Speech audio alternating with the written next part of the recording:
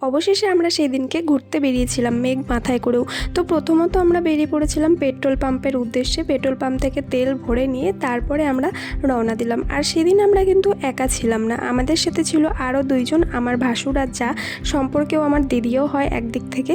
আর তার সাথে ছিল আরও তিনজন, তাদের মানে আমার আরেক ভাসুর আরেক যা এবং তাদের ছেলে, তারা অন্য সাইড থেকে আসছিল। তো আমরা এদিক থেকে যাচ্ছিলাম। প্রথমত তেল ভরলাম, তারপরে আবার হলো গিয়ে হাওয়া নেই। তো হাওয়া দেওয়ার পরে আবার থার্ড টাইম হলো তো মানে গাড়িটা কি যেন খারাপ হয়ে গেছে, আমি তো বুঝি না। তো সেখানেও আমাদের কিছুটা সময় ওয়েস্ট হলো। তো সেখানে দাঁড়িয়ে দাঁড়িয়ে আমি কিছুক্ষণ ভিডিও করেছি।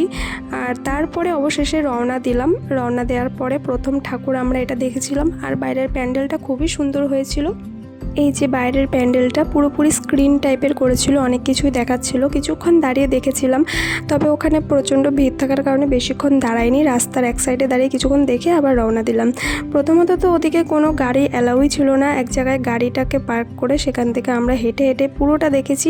এবার প্রচুর তো হাঁটা সম্ভব না, যেইটুখানি হাঁটা সম্ভব সেইটুখানি দেখেছি। আর তার মাঝখানে আমরা ফুচকা খেয়ে নিয়েছিলাম। আর এই যে এই প্যান্ডেলটা সবথেকে সুন্দর হয়েছিল, আমার মনে হয় এটা কোনো না কোনো প্রাইজও পেয়েছে। তো খুবই সুন্দর হয়েছিল ঠাকুরটাও। আর ভিতরে ভিড়টাও দেখতে পাচ্ছ, প্রত্যেকটা প্যান্ডেলেই ভিড় আছে মোটামুটি। তারপরে আমার যে আরেক ভাসুরা যা আসবে, তারা তো রাস্তা ঠিক একটা চেনে না, তাদের জন্য অপেক্ষা করতে করতে এক দোকানদার কাকুকে দেখলাম। সে আবার এই যে এখানে মুরগি, ছাগল, নানান ধরনের পশুগুলো বিক্রি করছে, আবার নিজের ভয়েস দিয়েই ডাকগুলো করছিল। আমি তোমাদেরকে শোনাতে পারলাম না, কারণ জানোই পুজোর প্যান্ডেল, নানান দিকে গান হবে, কপিরাইট পড়ে যাবে। তো যাই হোক, তাদের অপেক্ষা করার পরে অবশেষে চলে এসছে এই যে আমাদের পুচকেটা।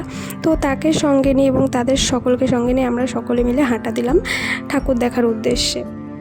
বেশ কয়েকটা সুন্দর প্যান্ডেলও দেখেছি, ঠাকুরও দেখেছি।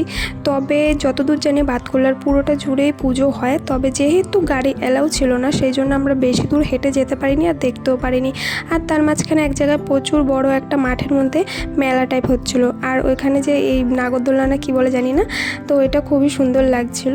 আর তারপরে যেতগুলো ঠাকুর দেখেছি খুবই সুন্দর লাগছিল। আর বেশি কিছু দেখাতে পারলাম না, বাড়ির জন্য বাদাম নিয়েছি। এবার আমরা যাব খেতে। তো পরের ব্লগে